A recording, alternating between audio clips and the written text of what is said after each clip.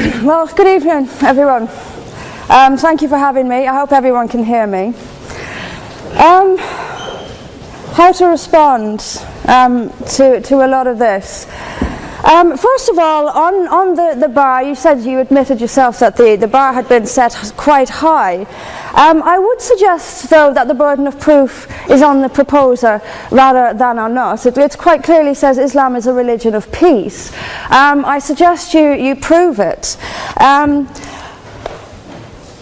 We've also been told here tonight when we opened that this debate must take place in the real world. Well, absolutely, yes, it must. It must take place in the real world. And I will describe what Islam is doing in the real world. We can sit and we can debate theocracy day in, day out. We will never agree. We can debate, is there a God, isn't there a God, is the Quran real, isn't it? None of it actually matters. What matters is what happens in the real world, as my opponent quite rightly said. My side of the argument is regularly told that we've heard it again tonight, we were described somewhat as hate. We were told that we are demonizing Islam, whipping up fear of Islam. Not the first time I've been accused of this, probably won't be the last. But let me just say, and let's take this into the real world as we've been advised to do. Let me tell you what actually whips up fears of Islam.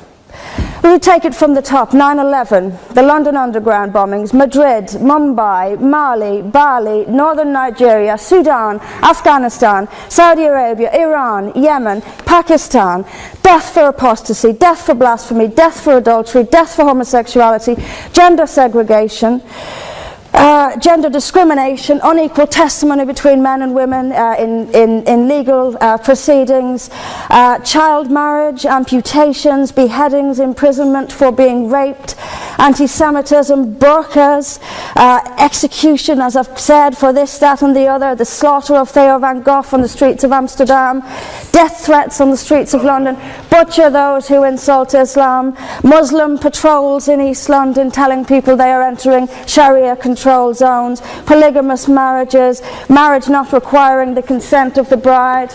This is what causes fear of Islam. It is not me, it is not my colleagues on this side. What information on that point? If Islam and Muslims are responsible for the Muslim patrols, I'm not finished. I'm not. No, I'm not. I mean, let me speak on. But the point is that it is not I or my fellow debaters on this side who are causing fear of Islam. It is the actions of Muslims that are causing fear of Islam. That is the real world. That is where we actually live. Then we'll be told that this is just the extreme fringe of Islam. Well, let me have a look at Saudi Arabia.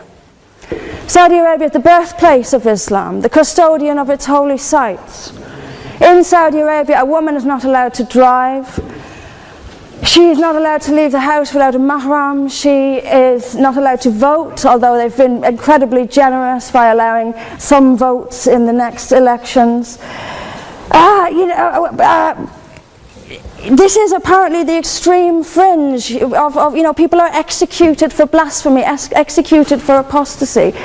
In Saudi Arabia, the birthplace of Islam, we'll be told that's the extreme fringe of Islam. No, it is not.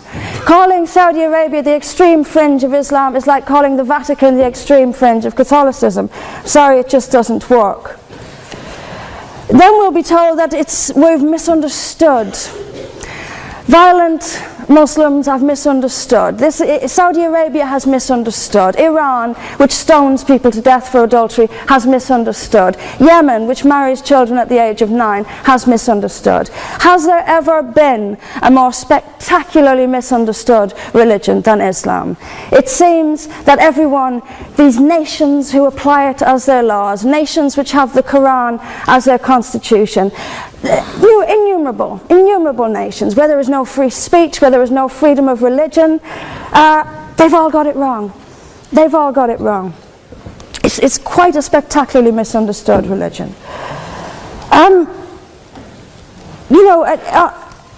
There's just so much. I'm constantly told as well that I need to respect Islam. I'm never quite given a good enough reason why. I am under no greater obligation to respect Islam than I am any other beliefs. I'm under no more obligation to respect a woman oppressed in the name of Islam than if she is oppressed by the BNP or anyone else. I am under no obligation to make compromises with an ideology I simply don't see as peaceful. Why don't I see it as peaceful? Because of the evidence. If I look around the world and I see the countries where Islam calls the shots, all I see is brutality and violence imposed by the state. We were told that peace is not just the absence of violence but the presence of justice. Absolutely. I do not see how in a nation where, as the only woman here, I have some particular issues with the way women are treated in Islamic states. Now you can argue that they've got it wrong. Tell them that, because they seem to think that's what it is. Yes, I mean, there's so much to say about it, but is there a peaceful Islam? Yes, there is. It's in the hearts of peaceful Muslims. Unfortunately, though, there's also a rather more objective Islam, and peaceful Muslims have to do some really rather creative interpretation, like the command to beat her. I've seen Muslim women. I didn't stand up for you. Well, I didn't. So if you could just have a bit. I knew this would happen. I knew this would happen, by the way. I knew this would happen. What I'm saying is completely controversial and will be booed and shouted down, and I have no doubt my colleagues the same. I knew this would happen. You say anything negative, you'll get the boos. I'm actually going to leave it there. But I will finish just by saying this. There are hundreds of millions of peaceful Muslims. That is a fact. But that does not mean that Islam itself is peaceful. Peaceful Muslims interpret verses of the Quran so almost beyond recognition. It's reinterpreted, like the command to beat her.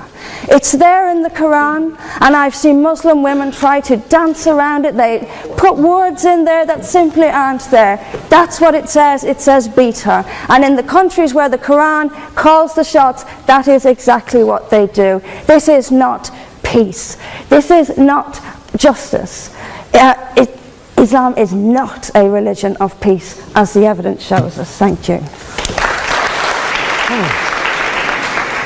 Thank you very much, Mr. President. Ladies and gentlemen, good evening. Assalamu alaikum. Lovely to see you all here tonight. We are having a very entertaining night, are we not, with some very interesting things being said from the other side of the house tonight.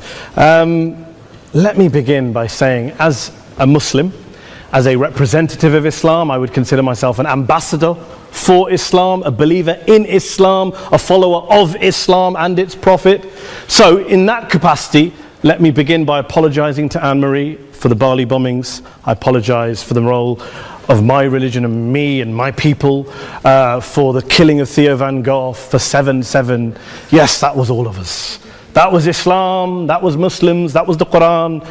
I mean, astonishing claims to make in the very first speech tonight, on a day like today, where the Conservative Prime Minister of the United Kingdom is having to come out and point out that these kind of views are anathema. And I believe you're trying to stand for the Labour Party to become an MP in Brighton.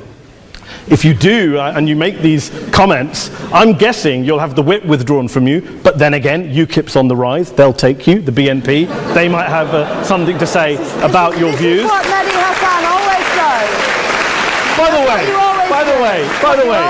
the way, just on a factual point, since we heard a lot about the second speaker, about how backward we Muslims all are, on a factual point, you said that Islam was born in Saudi Arabia. Islam was born in 610 AD. Saudi Arabia was born in 1932 AD. So you were only 1,322 years off. Not bad? Not bad start there. Talking of maths, by the way, a man named Al-Khawarizmi was one of the greatest mathematicians of all time, a Muslim, worked in the golden age of Islam. He's the guy who came up with not just algebra, but algorithms. Without algorithms, you wouldn't have laptops. Without laptops, Daniel Johnson tonight wouldn't have been able to print out his speech in which he came to berate us Muslims for holding back the advance and intellectual achievements of the West, which all happened without any contribution from anyone else other than the Judeo-Christian people of Europe. In fact, Daniel David Levering, the author of the Pulitzer Prize-winning historian and author of The Golden Crucible, points out that there would be no Renaissance, there would be no Reformation in Europe without the role played by Ibn Sina and Ibn Rushd and some of the great Muslim theologians, philosophers, scientists in bringing Greek texts to Europe. As for this being our university, I will leave that to the imagination as to who is our and who is there. I studied here too. An astonishing set of speeches so far making this case tonight. A mixture of just cherry-picked quotes, facts and figures, self-serving, selective, a farrago of distortions, misrepresentations, misinterpretations, misquotations. Daniel talked about my article in the New Statesman, which got me a lot of flack, where I talked about